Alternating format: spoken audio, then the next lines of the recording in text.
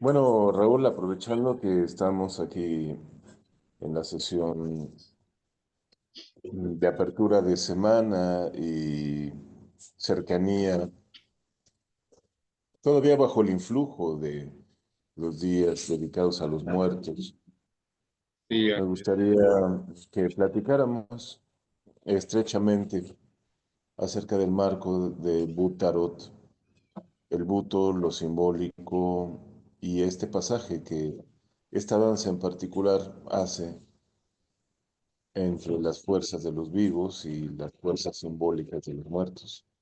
¿Qué tal? Pues bueno, no me he puesto a reflexionar al respecto. Ah, no lo sé, creo que personalmente me conecto más con los vivos que con los recuerdos de los muertos. No soy muy dado a estar haciendo recordatorios. Eh, no visito el panteón, no visito las memorias, ¿no? Muy de vez en cuando. eh, Me resulta más interesante, más atractivo vivir el encuentro con lo vivo, el encuentro con la energía que logro ver, que logro palpar, que logro intensificar. Entonces, no soy muy dado incluso a las celebraciones. Recientemente prefiero no darle tanta fuerza a un día, a una celebración en especial. Prefiero mil veces como que organizar esas energías durante todo el tiempo.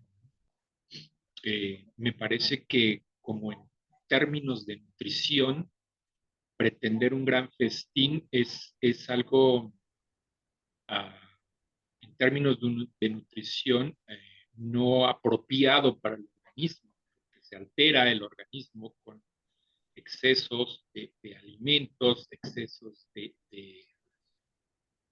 tóxicos a veces, hablemos del alcohol, hablemos de tanto condimento, por ejemplo. Entonces no soy muy adepto a las celebraciones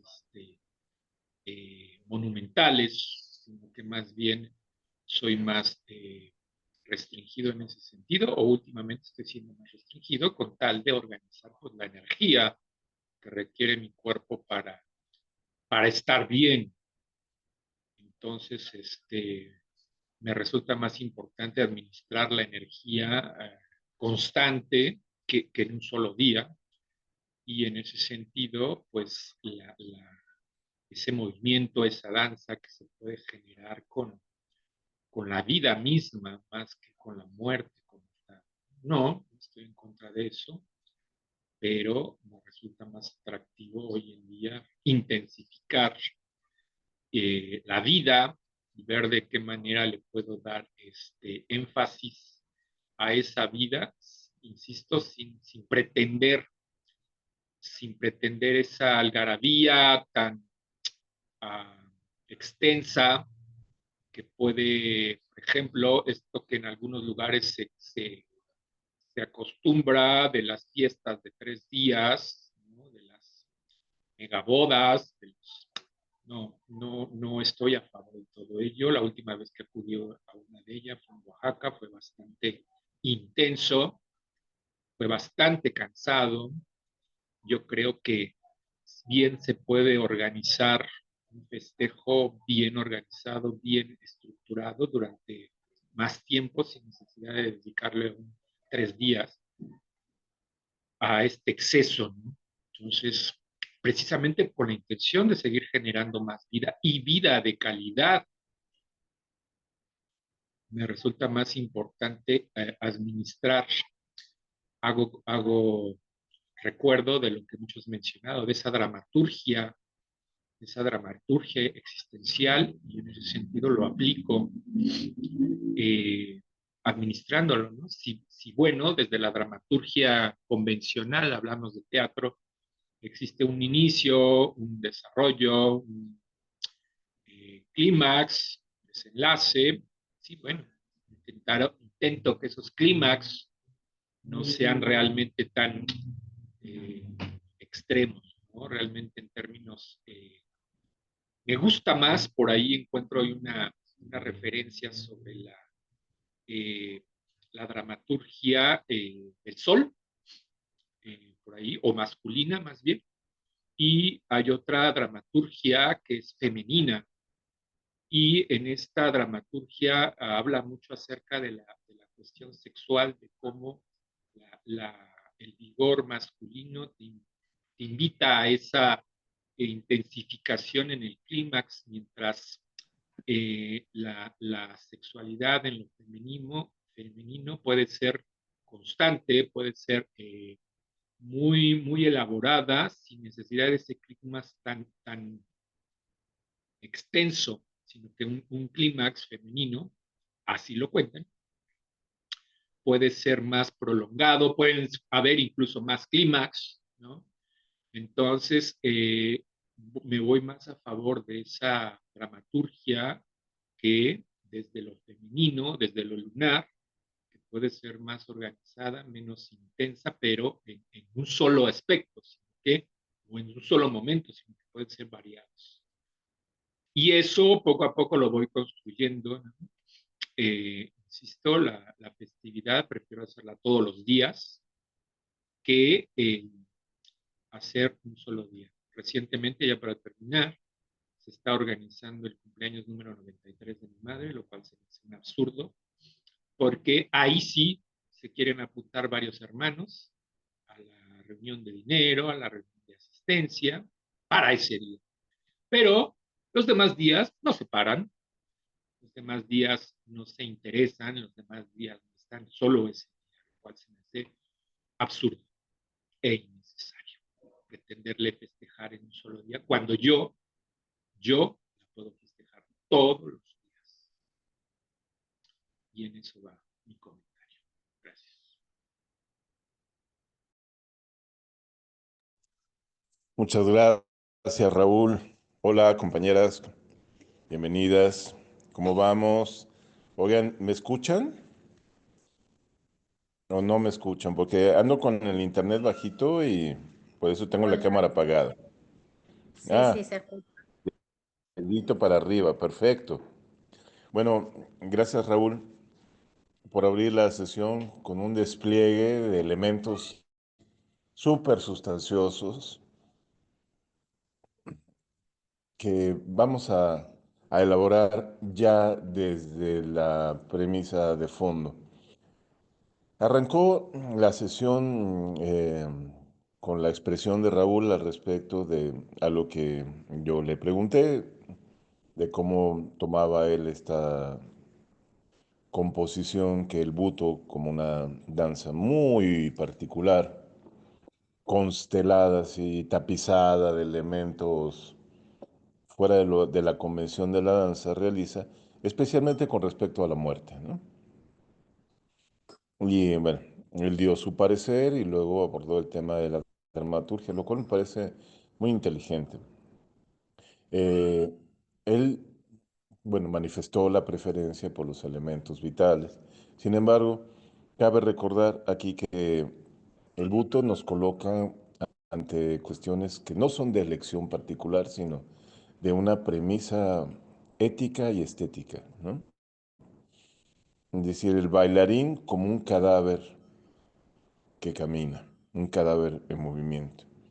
La conexión entre las fuerzas vitales en diálogo con los muertos, literalmente, pero no solo los muertos de la genealogía familiar, sino los muertos de un linaje histórico.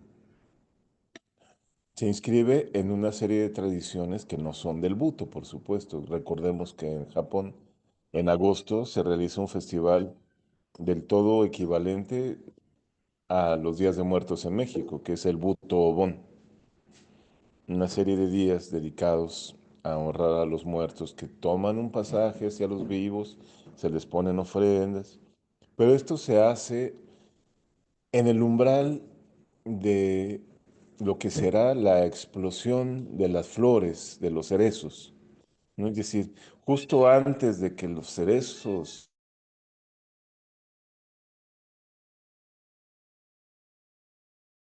revienten en una pluralidad y tapicen de muchas ciudades en Japón, bueno, se hace esto. Es como el punto liminal entre la muerte y la vida, ¿no?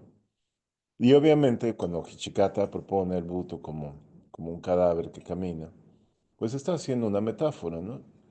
Pero esa metáfora nos pone en el filo de la dramaturgia como una serie de composiciones abiertas a otras posibilidades de discurso. Y estas posibilidades de discurso son precisamente las que no tomamos en cuenta.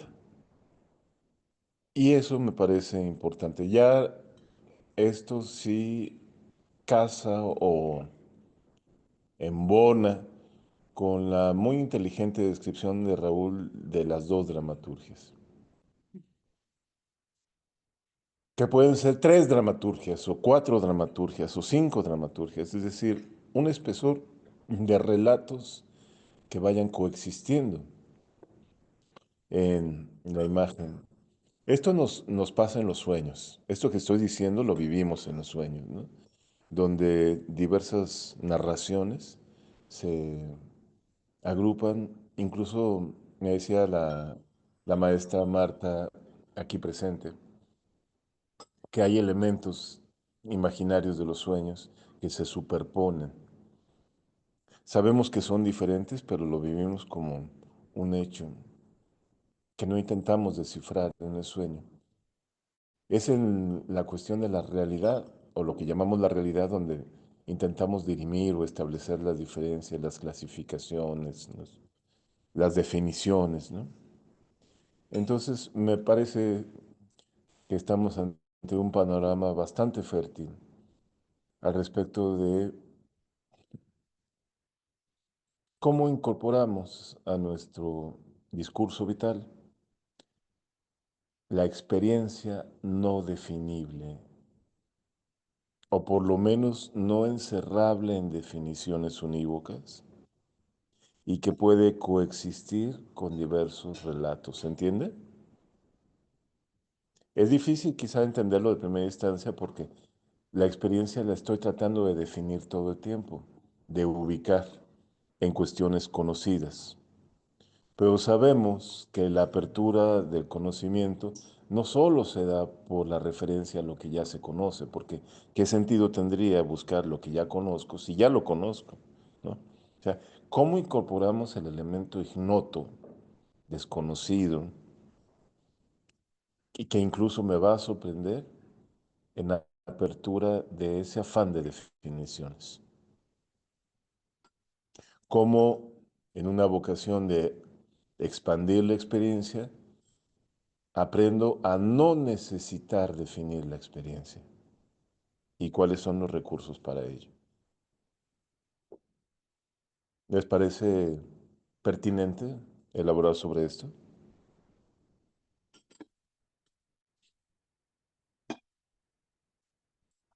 Gracias, compañeros. Sí, claro. Bueno, yo solo quería comentar, justamente ayer tomo una clase de buto con Sandra Soto y justamente hablamos de esto. Bueno, no era el tema, pero ella nos puso un ejercicio donde simplemente teníamos que mirar nuestra mano y a partir de ahí empezar una improvisación. Y, y pues es muy interesante porque miras tu mano y se abren, no un universo, se abren así hoyos negros por todos lados, que te conectan así multidimensionalmente, ¿no? Ella empezó a hablar de cómo, sí, ella decía, una rayita, te lleva a sentir muchas cosas, pero yo le decía, sí, una línea con y toda la, ahora sí que la cartografía de la mano, como sí, un paisaje con sus crestas, con sus valles, sus líneas, pero cada detalle tiene su historia aparte que va cargando, ¿no? Entonces viene esta dimensión de todo lo que ha vivido desde nuestra experiencia, la mano y yo, pero también las manos que ha tocado, se abre otro, ¿no? Eh, y todas los otros mundos, ¿no? Como ya más energéticos, a lo mejor de inmediato me remitía a experiencias emocionales, sí, porque para mí les decía, la mano me llevó a tocar la mano de mi hija, que yo le digo que, o sea, mi deseo de ser madre se concretó mucho en base a esa imagen de, de querer tener, de querer tener una manita a quien guiar. Entonces recordaba ese otro universo, ¿no? Entre ella y yo. Entonces vienen todos estos, como lo estabas describiendo ahorita, muy bonito, como un sueño, todas estas dimensiones. eh, y, y de pronto también en la expresión, trataba yo de volverme ese canal en el que todas dijeran algo, ¿no? Todas estas dimensiones, en que pudieran hablar a través de mí. Em, y también, digo, de repente lo lograba, obviamente de repente no, pero todo dice algo, ¿no? También entonces de pronto, la mano en este espacio, en este momento aquí, ahora también está, ¿no? O sea, en contraste con esa pared que también tiene sus luces y sombras, sus, no sé, su profundidad, y entonces viene algo más que se quiere expresar. eh, y creo que el cuerpo tiene esa habilidad de transparencia, ¿no? De poderse convertir en un,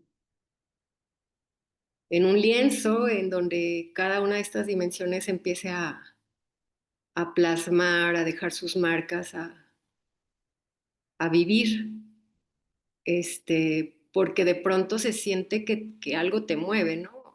Mm, y también sientes, estás atento, sientes cuando tú te mueves, o sea, porque obviamente no de pronto vas a lograr dejar, pues tu naturaleza racional, de pronto vienen ideas, de pronto, pero se me hizo muy bonito el ejercicio y como que embona muy bien con lo que estás diciendo ahorita, porque tal cual es como entrar a una dimensión donde convive el inconsciente, donde esta dimensión también onírica y de la creatividad, ¿no? Donde todo se entremezcla y da como resultado, no tiene que ser algo, o sea, armónico, o sea, simplemente es bello porque existe, ¿no? Y porque es la expresión de todo en un instante, ¿no? Y bueno, esa era una cosa que quería comentar. La otra, que justamente Sandra nos salió, nos, nos platicó que en la muerte de Kazuo, ¿no? Cómo dice que no está, alguien le preguntó que de qué murió y ella no recordaba, pero dice, solo recuerdo que le pusieron, está esta imagen donde él ya está pues descansando y le pusieron un bebé recién nacido, así de días en su pecho. Y es una imagen pues muy bonita, muy fuerte, ¿no? O sea, con mucha intensidad, con mucha potencia justamente esto, ¿no? De este puente entre la vida y la muerte, de este umbral, donde, bueno, no hay realmente una muerte porque hay algo que nace cuando yo muero, ¿no? Entonces, también comentar eso, porque justamente es debuto y la imagen de Kazuo Ono con el bebé, el cadáver de Kazuo Ono con el bebé, creo que dice mucho.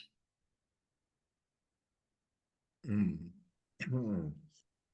Es de una elocuencia muy poderosa, Claudia, igual que tu discurso. El poder de tu elocuencia viene de que es una raíz de vivencia, la imagen de tu anhelo de ser madre. Fijando un punto en una mano que aún no ha nacido,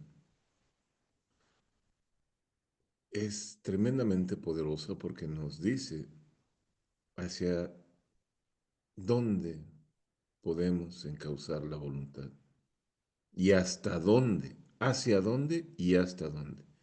Es decir, encauzada hacia una imagen, tu voluntad ha generado vida. Sí, Esa imagen te ha dado rumbo, pero esa imagen a la vez necesitaba de tu voluntad. Pero te interrumpí, Claudia. no, perdón, yo interrumpí. Solo quería comentar, sí que justamente para mí fue esa imagen porque yo tomé, un día fui al kinder a recoger a mi sobrina y la llevaba de su manita y fue así como, yo quiero esto, yo quiero llevar una manita, guiarla. Entonces en ese momento, eso fue muy fuerte. Yo tuve, para mí fue muy difícil decidirme a ser mamá, pero esa imagen ya no me dejó, ¿no? O sea, y bueno, les platico que mi hija es, mm, independientemente de lo correcto o incorrecto de esto, es una niña que fue con fertilización in vitro y ya había tenido yo pues un primer intento fallido, con todo lo que eso conlleva, muy, o sea, no solamente económicamente, sino emocionalmente, muy, muy fuerte. Este, y yo entonces, para el intento siguiente, sabía que solo podía hacer otro. Este, realmente tuve la intención, o sea, muy conscientemente yo puse mi intención, lo visualicé, me ayudaba mucho esa imagen de la mano, de la manita sosteniéndola y guiándola, y tal como nos lo has dicho, ¿no? O sea, lo visualizaba ya estando. Además que yo dije, o sea, realmente puedo decir que yo hice hacer, hice nacer a esa bebé, porque también yo la visualizaba así, era una femenina, era una niña, no era un niño, y todo, o sea, todo, o sea, lo estuve haciendo durante como, no recuerdo si 1 o 2 meses, todos los días, y con la certeza, o sea, que esto existe, y yo la sentía y todo. Entonces, tal como las prácticas que nos has dado, ¿no? Y bueno, nada más como para complementar, pero por favor, continúa hablando. Ya no me dan ganas. Nah.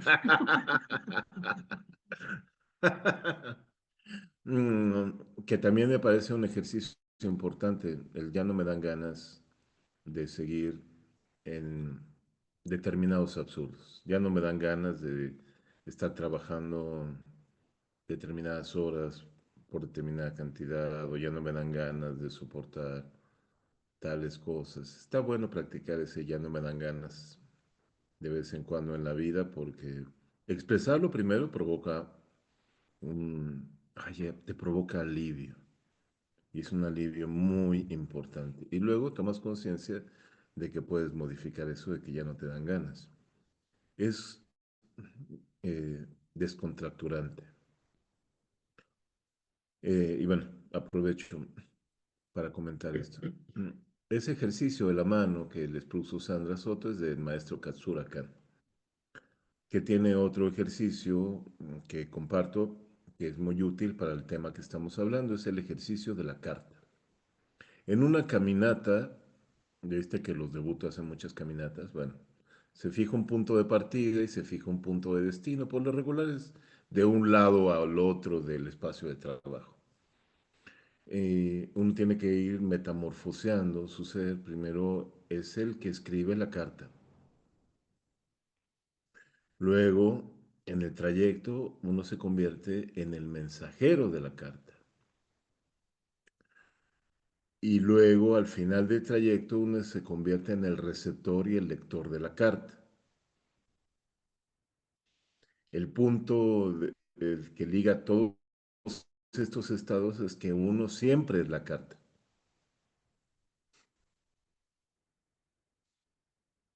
Entonces, pues, ¿cómo lo haces? Haciéndolo, porque si lo piensas, pues no lo puedes hacer porque al pensarlo estableces, no, pues la carta es una cosa, el mensajero es otra, el redactor es otra y el lector es otra, ¿no? A menos de que lo pienses como si fuera en un sueño donde sí puedo hacer todo eso y seguir siendo la carta. ¿Se entiende? O sea, este es un proceso que podríamos llamar el extrañamiento voluntario ante la experiencia. La experiencia la conozco, pero la desdibujo de algún lado. En esta dramaturgia múltiple que Raúl propone, además de engarzar, viste que la dramaturgia es hacer composiciones. Entonces la composición puede ser que engarzo, vinculo cosas, pero nadie me dice que tengo que vincularlas para que queden fijas para siempre. Puedo vincular dejando abierto cierto elemento vinculante para que ingrese otro en potencia. Puedo dejar desdibujado algo. Hay varias habilidades de dramaturgia que no necesita ser la suma de elementos contundentes y definidos, ¿no? Sí, Raúl, te doy la palabra. Sí, eh, recientemente estoy trabajando con la carta del emperador, en este concepto que yo me hice una conjunción del butarot, el buto y el tarot. Entonces, investigando un poco o leyendo, teniendo algunas lecturas, encuentro que hay una conexión de esta carta con el sistema circulatorio y en específico también con el corazón. Entonces, atendiendo también a tu sugerencia de estar sentado en la posición como la sugiere la carta, el trono, silla, en mesa, en la silla sobre todo, eh, pues qué me empieza a dar, ¿no? ¿Qué me empieza a generar en mi cuerpo el estar sentado? Que no necesariamente es pasividad, paciencia tal vez. Eh, Empezar a estructurar el pensamiento tal vez, porque bueno, también se relaciona con las estructuras, con el control, esta carta. Y eh, encuentro que esta conexión con el corazón puede ser muy potente, porque entendiendo cuál es la función de ese corazón y cuál es la función de ese sistema circulatorio. Entonces, eh, no necesariamente yo lo estoy viviendo de dejarme llevar por la ocurrencia, no lo sé cómo llamarlo, me estoy dejando llevar un poco por lo que investigo, por lo que voy viendo, por lo que voy sintiendo, con la intención de cómo me quiero ver, cómo me quiero sentir en una pieza que estoy creando y que quiero para nutrirme. Entonces, este elemento del corazón me está funcionando, insisto, lo estoy creando con la intención de generar esos estímulos visuales, esos estímulos sensoriales para mi cuerpo, para mi energía, para mi movimiento. Entonces, este corazón me está ayudando, principio de cuentas, entender su funcionalidad, su ritmo, su color, su intensidad, cómo todo esto me va a ayudar a generar ese movimiento, pero considerando mi dramaturgia, la dramaturgia donde por un lado la quiero dirigir y por otro lado hacia donde el elemento está dirigiendo. El ritmo del corazón que quiero es el ritmo más equilibrado, más centrado, más estructurado, como parte de la carta del tarot. Esto está generando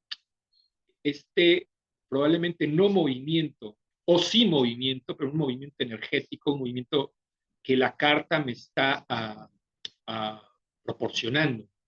Entonces me resulta muy valioso aprender del tarot en ese sentido, qué me está sugiriendo, hacia dónde me está moviendo, y también dentro del buto, qué me estoy dejando llevar, por dónde dejando llevar eh, a partir de los estímulos visuales, sensoriales que estoy recibiendo. Entonces es una combinación entre una cosa y la otra en la que me estoy sumergiendo poco a poco. Gracias.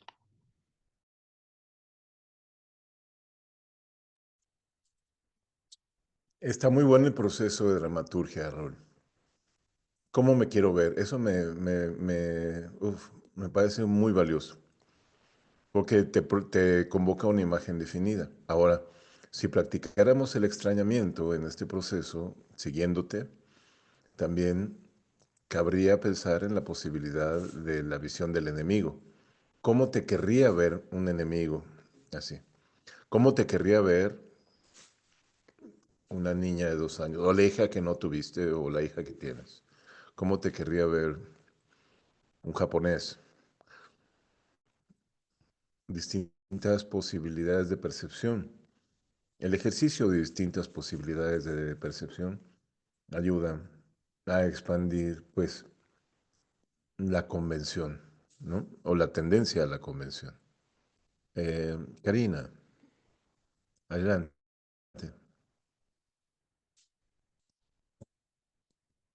Logro, ¿ahí se me escucha? ¿Sí? Bien. Lo lograste. Hola, gracias. Yo me fui, me conecté mucho con el ejercicio este que propusiste, Emilio, de la carta y de soy el escritor, soy el mensajero, soy el receptor. Me fui en relación a esto de cómo poder expandirnos. eh, Sí o sí algo tiene que morir para que otra cosa nazca. No estoy diciendo nada nuevo, pero fue la sensación esta tan, soy esto y algo de eso tiene que morir para que pueda surgir otra información, otra vivencia, algo nuevo que me permita, que me posibilite otra cosa, ¿no? Y en ese proceso de transmutar y transformar, ahí esa sensación bueno, de que realmente lo vivo significa esto, que permanentemente algo muere para que otra cosa pueda ser, ¿no? Y me quedé, lo linkeé con la pregunta que hiciste antes. ¿Cómo aprendo a no necesitar definir la experiencia? No sé, naturalmente el ser humano necesita definir la experiencia más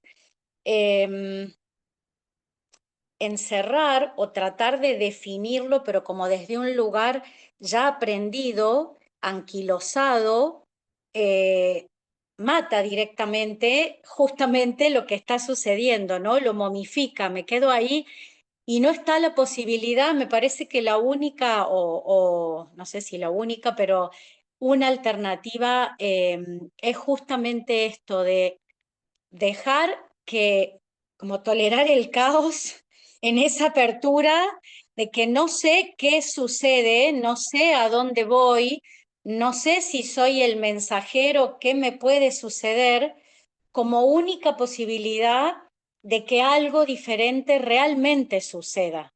Si no, no puedo incorporar nada nuevo, ¿no? Me quedo dentro de lo de lo estrictamente conocido, y ahí no hay posibilidad de crecimiento, ni de transmutación, ni de transformación posible, ni de creación posible.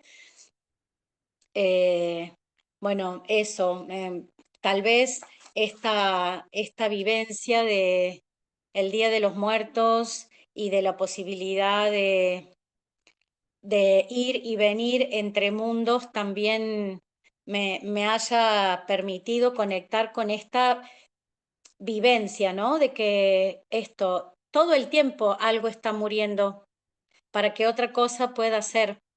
La Karina antes de la clase de alguna manera murió para poder incorporar este nuevo pedacito de vivencia y de experiencia. Me gusta mucho como poder quedarme con esta sensación, vivencia, me ayuda, me da como una paz en el paso a paso del caminito diario, ¿no? De los desafíos diarios. Bueno, eso. Gracias. Quiero pensar que es una paz entusiasta, una paz gozosa, o que por lo menos deja ahí una latencia de hervor de las emociones, ¿no? No es Así una es. figura de una paz apagada, sino una paz inquieta. Y sí, es tu voz de psicóloga que habla, el animal humano busca definir la experiencia, pero también sabemos que el animal humano tiene esta tendencia a complicar la experiencia por medio de lo simbólico, ¿no? O sea, ya hay este juego que básicamente es contradictorio y es hermosamente contradictorio. Buscamos definir lo que nosotros mismos estamos complicando ya. Al definirlo, lo vamos a complicar, a intrincar, y digo venturosamente porque pues nos recuerda que tenemos estos pasajes hacia la diversidad concomitante, es decir, que en varios planos no solamente esa diversidad se manifieste al unísono, sino en diferentes capas. Y vuelvo al extrañamiento, esto no es de psicología, pero sí de una disciplina concomitante a la filosofía, que es la fenomenología. La primera fenomenología, la de Edmundo Husserl, que él propone un paréntesis en el discurso para provocar el extrañamiento, precisamente ante nuevas formas de pensar o pensar lo que ya estamos pensando de, de otras perspectivas, que él llama la epoyé, un paréntesis. Esto es oriental, lo toma de un stillness que viene desde las filosofías orientales, ¿no? Eh, un paréntesis en el discurso, en aquello que estoy entendiendo, hago voluntariamente un espacio de vacío, el toconoma, ¿no? De Sama Lima tiene un poema sobre el toconoma que tú conoces, maestra Marta. El pabellón del vacío se llama, ¿no? En una circunstancia ordinaria, es un señor que está en un café esperando, pero no sabe qué espera, pero dice, pero algo tiene que llegar. Con la uña provoca un pequeño vacío en donde está en la mesa o en la pared y de repente se abre un mundo fascinante. Entonces tenemos esta capacidad de extrañamiento haciendo un paréntesis en el discurso. En la mañana estabas trabajando, maestra Marta, en la conciencia universal y los alumnos tuyos mencionaban la conciencia individual, ¿no? Yo me quedé pensando si habría una distinción posible o observable o perceptible entre ambas conciencias. Pues es que justo es la pregunta existencial, Bueno, menos mal. porque y de eso hablábamos, de lo difícil que es, como has estado nombrando hoy, darle una explicación lógica, cerrada, limitada y contundente a algo que es complejo porque es movible. Em, hay una diferencia en la percepción de limitación. O sea, la conciencia individual está limitada por tiempo, espacio y por condicionamientos propios, etcétera, y la idea es que lo vayamos trascendiendo y expandiendo. No hay una distinción porque somos la gota del océano, pero somos el océano. La percepción limitada es que soy una gota, pero pertenezco al océano. O sea, pertenezco a la conciencia universal. Pero yo no me percibo ilimitado, omnisciente, omnipresente, y justo es en la percepción en donde hay una distinción, ¿no? Pero justamente la pregunta en la mañana era, a ver, ¿cómo lo pongo?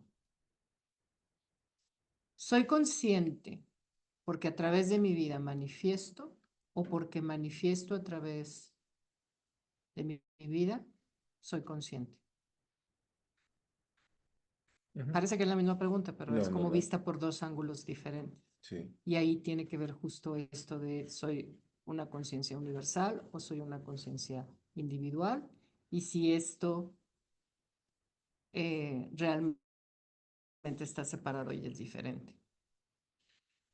Porque yo digo, yo Marta, eso no lo dicen los textos sagrados, esa conclusión he llegado yo, ni esto ni aquello, sino esto sí, esto también.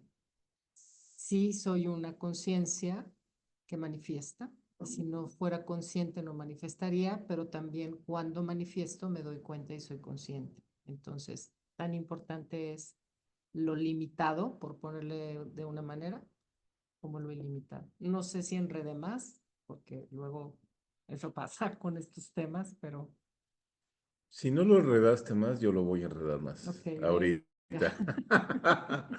Porque se me ocurre una tercera vía que no se ha preguntado, bueno, que no se preguntó en la mañana. Si aquello que yo manifiesto es consciente de mí. Eso lo vemos en el caso de un ser humano. Tengo un Ujú, hijo y ese hijo o hija es consciente de mí. ujú. Pero porque digo, bueno, pues sí, es otro ser que también es consciente. Ese ya es otro Pero, fractal, por ejemplo, justamente. un sigilo también es consciente de mí.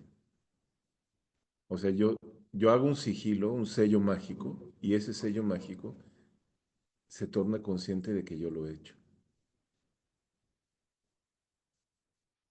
Pero esto, a ver, esto que tú estás diciendo no es lo mismo que la manifestación es consciente. Es esta parte que yo decía de la manifestación se hace consciente. No sé, a que las compañeras nos ayuden a decir si es lo mismo o son variantes. Y si importa definir si es lo mismo o no es lo mismo.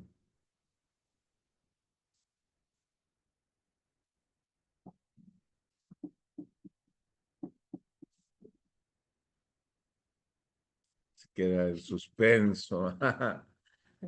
Igual sí, Claudia. Yo creo que son niveles, ¿no? Y cuando logro que eso que yo he hecho se torne consciente,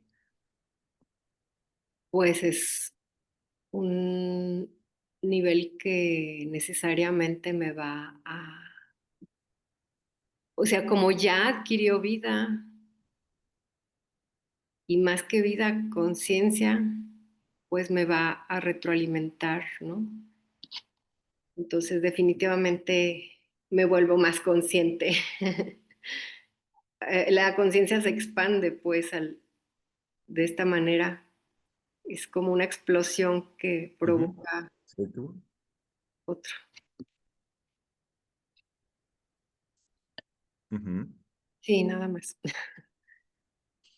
Sí, sí, eso que dices tú nos coloca justamente en el momento que estamos viviendo en la sesión, en otro dispositivo de extrañamiento que viene de la tradición japonesa, de los koan, esas preguntas o afirmaciones de meditación que no tienen una respuesta Única. lógica, única, que si las ves con la razón usual no se comprenden, ¿no? Parecen absurdos, pero que en la meditación te llevan a iluminarte. Para mí es como una danza. Por Ujú. eso decía, no es ni esto ni esto, sino hay momentos en los que seré consciente porque estoy manifestando y es a través de la manifestación que me hago consciente. Y habrá momentos en los que soy consciente y por eso manifiesto. Y es una danza, se está jugando un juego ahí. En la tradición tántrica es muy bello porque existe, hay más, ¿no? Pero podríamos decir que está la tradición Shakta y la tradición Shaiva. La tradición Shakta, referente a Shakti, a la vida, a lo manifestado, a la diosa, dice todo es vida. Y es a través de lo vivo que se accede a la conciencia. Ujú. Y la tradición Shaiva dice todo es conciencia. Y es a través de la conciencia que se expresa y se manifiesta la vida. Y entonces ahí pensaríamos, son lo opuesto. Pero entra algo hermoso que tanto en la tradición Shakta como en la Shaiva se postula, que es, los Shaktas dicen, sí, ok, todo es vida y es a través de la vida que se expresa la conciencia, pero no nos olvidemos que sin Shiva no es Shakti. No podemos quitar a Shiva. Está en el mismo nivel que Shakti, es decir, la conciencia está en el mismo punto que la manifestación. Y los Shaivas dicen, ok, sí, todo es conciencia, pero sin manifestación no hay conciencia. Entonces, ¿cómo? Ya me revolviste, estás diciendo lo contrario. No, estoy integrando lo otro. Es como, ¿lo veo desde este ángulo, desde este lado de la ventana, o lo veo desde el otro lado de la ventana? Ujú. Es una danza que integra los dos, A través del cristal, como diría Lewis Carroll. Alicia a través del espejo, ¿no? del espejo. Ujú. Y yo creo que mientras separemos como conciencia de vida, pues entonces no se va a entender, pero justamente si vemos que toda la vida tiene un grado de conciencia, entonces se entiende. Ujú. Aquí la gente de danza podría sentirse muy plena, porque diría, no, yo sí lo entiendo. Lo he entendido y lo entenderé. Porque ya sea que baile tango, o buto, jazz, rock and roll, todo lo que quieras, todos los géneros y estilos, es un poco comportamiento, ¿no? La danza es una forma de comportarse. Pero esa forma de comportarse se orienta hacia donde nunca me comporto como me comporto en danza. Mm. Porque hay elementos de comportamiento que en mi comportamiento de danza no participan. O sea, no tengo que definir por qué hago los movimientos y hay un grado de involucramiento subjetivo con ellos que me toma y me dejo tomar. Entonces me dejo tomar por aquello que soy, pero no manifiesto usualmente, pero también me dejo tomar por lo que no soy, ¿no? El ensayo de Raimundo Mier sobre Paul Valéry termina así precisamente. Pues, ¿qué es el cuerpo que danza? ¿Qué es danzar? Danzar es precisamente ser lo que no soy. Ujú. Y sí, pues evidentemente es una latencia de paradoja constante, ¿no? Pero es una paradoja constante que a mí me parece que nos inyecta, nos impregna de esa paz entusiasta que dice Karina.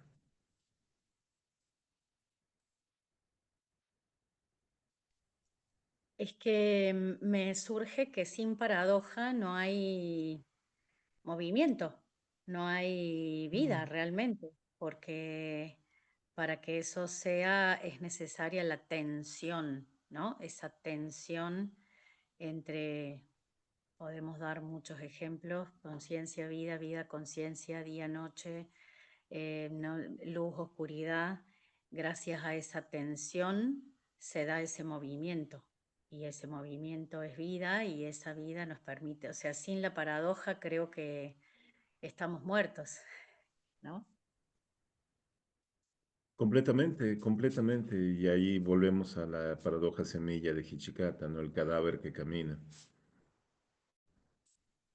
que es una paradoja muy rica en vida, ¿no? Porque precisamente si el cadáver camina, eso quiere decir que constantemente no solo estoy viviendo, sino estoy dejando de morir a cada instante.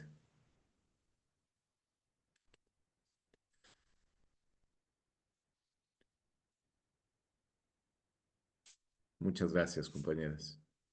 Vamos a hacer un levantamiento de la sesión. Seguramente va a haber un festival de cine, porque hay muchas películas que se me han ocurrido al respecto, ¿no?